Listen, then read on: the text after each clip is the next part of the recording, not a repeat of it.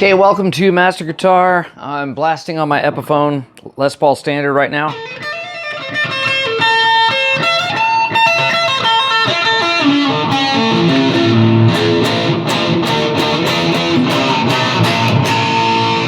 If you have a guitar you want me to review on the channel, I will be glad to do it. I'll be glad to demo your guitar on the channel, which might inspire some people to say, hey, that's a nice guitar.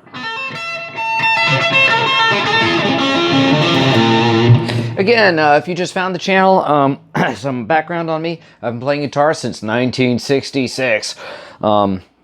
Maybe January 1967. I started at the age of 2.5. So I've been playing guitar since then. I've played professionally, taught guitar for 25 years or so. I retired from guitar teaching around 2008. I actually stopped playing for a few years, put my guitar down and walked away from it for about 7 years and just got to the point where, I mean, this is who I am. This is who I am designed to be. The style of guitar playing that I do is called shred. It's basically neoclassical. If you were to take Bach, Mozart, Vivaldi, Paganini, combine them with heavy metal, that's the kind of guitar player I am. I'm a Flying V fanatic. You'll see that I mostly go for my Flying V. I love Flying Vs. I've had quite a collection of them over the years, including, let's see, I had a white Dean Flying V, very small headstock. Actually had a coil tap switch in it for some strange reason. I guess so, in case you wanted to have a single coil pickup on it. That one was not too bad. I kind of like that one. I also had an Aria Pro 2, Blue Sunburst. That one was kind of fun. Quality of it, I wouldn't recommend you go searching eBay to find one. With me, it's more a sentimental thing. I used to own one. Flying V, I ever owned a 1978 Gibson Flying V. Someone had painted it British flag style. I don't know, maybe they were a Def Leppard fan or something, but it was a very unique guitar. There is zero tension on the strings. I mean, I could play the guitar for hours and hours and hours and hours and hours, and did, with absolutely no pain whatsoever in my hands. What I should have done, because I had 3 pick guards with it, I should have gone ahead and loaded it up with the triple pickup, because I had a triple pick guard for it, and I guess it was all hollowed out inside, but it's just a very live sounding guitar. No clue what the pickup was in it. I've done a series of warm-ups for you on how to shred, so let's go over those real quick. Just a brief reminder, you had your 4s, and you would do those all the way up to the neck until you hit 12th fret. Once you're on week 4, you're on the no mistakes, no clams rule, which means if you get done with an exercise, if you make a mistake somewhere through it, start all over again. This could take you hours. I know, because I used to play guitar for 12 hours a day. And yeah, these did take quite a while. I think it took an hour and a half for me to go through all my warm-ups, all my guitar synchronization drills. So let's see, the second of your drills should have been 1, 2, 3s. And those, you know, the first 4 to get your pick synchronized. The 1, 2, 3s are to get your pick used to alternating. You're gonna get more out of those than anything else. Okay, then after that, you had your major scale. And then you would slide up the, guitar and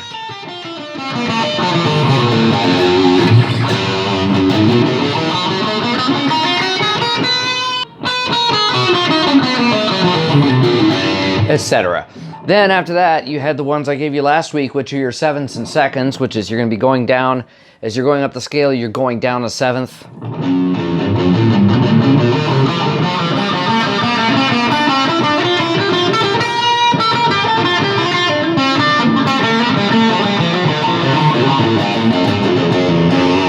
Then, let's see, that was the 7ths and 2nds. Then after that, we had our triads.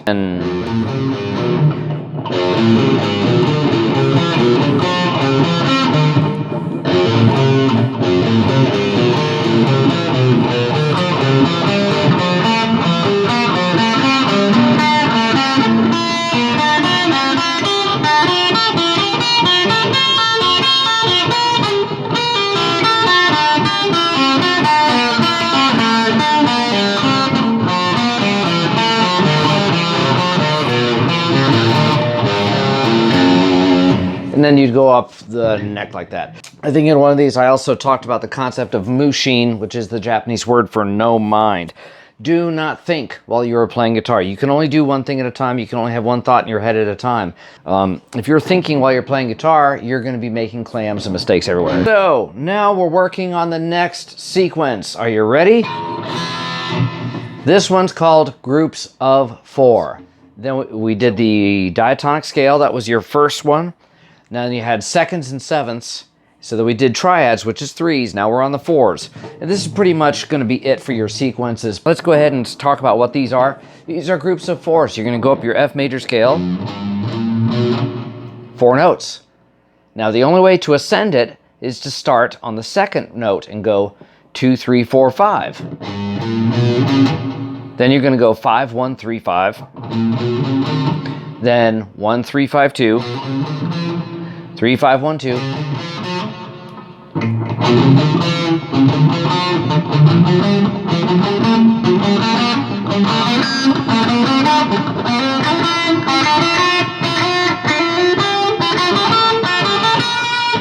Now remember, wherever you cross a string, those are your biggest chances of making a mistake. Now here we have the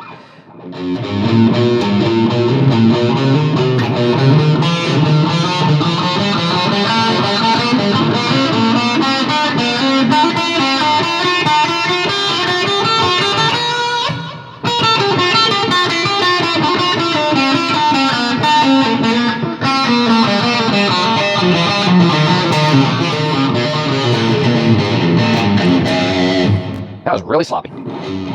I'm just listening to this guitar going out of tune as I'm playing it.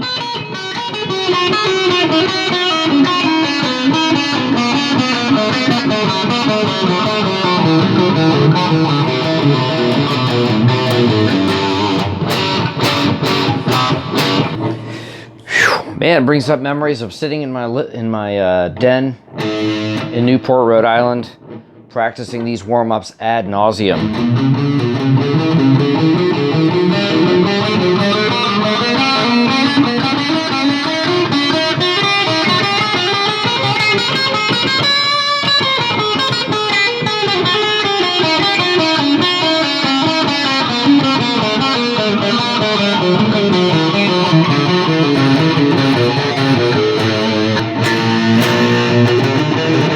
And etc. So you'd carry those all the way up to the guitar.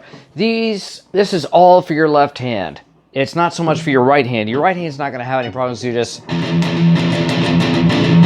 I think you can do that. If there's anybody that can't do that, raise your hand. Okay, we're good. So you see that basically what you're trying to do is you're trying to get the pattern into this hand, and into your brain. So... what time is it? It's 2 o'clock in the morning. Kind of makes you nervous. You're sitting here at 2 in the morning and all of a sudden you hear some sound. You can't identify what that is.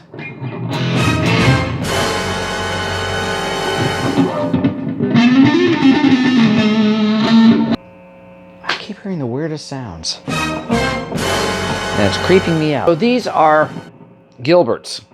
This is from Paul Gilbert.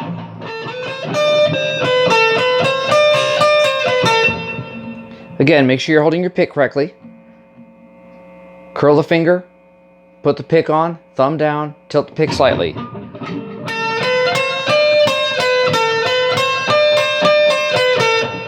And this is something that I guess Paul Gilbert did a lot, because I remember hearing it in all the Racer X tunes, but...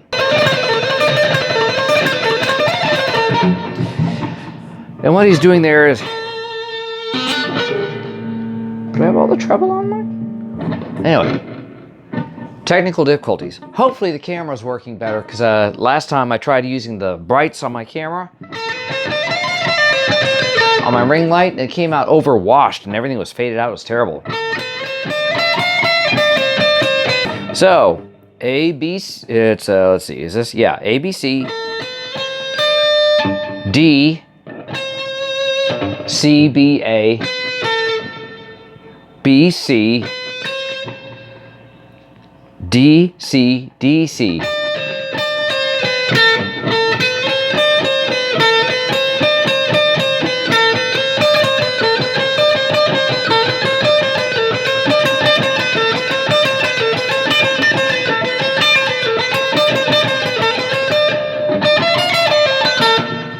So this is super shred material here, and the whole idea is to get it going faster. I have picked, by the way, the worst guitar to do this on because this Les Paul has what's called a C neck, which means, so I used to have names for guitars. You'd have round wide, which is what this guitar is, round belly, wide neck. You'd have wide wide, so, or a flat wide, which would be a flat guitar and a wide neck. You'd have flat round, which would be a round neck and a flat body, or you'd have a round, which is a round body and a round neck. This one's got a round wide. And this is kind of, yeah, the worst guitar to do it on.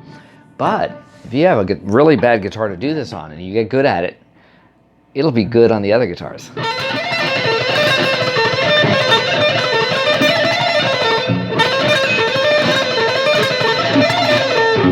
Like that. Ignoring all the string picking, plucking, and everything you're hearing in there. So,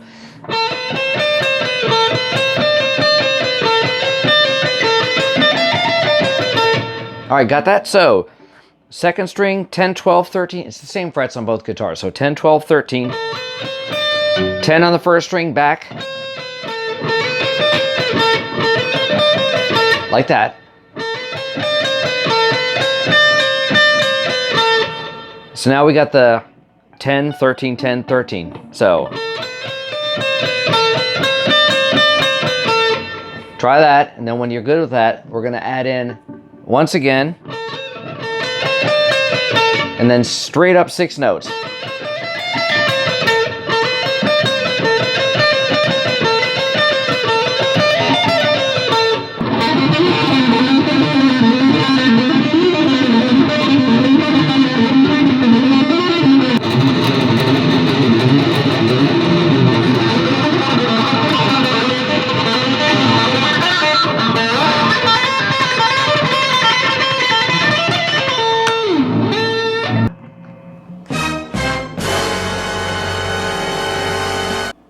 It's just some weird sounds. All right, so we're going to end this one for you for now. Work on those, and we'll see you next week.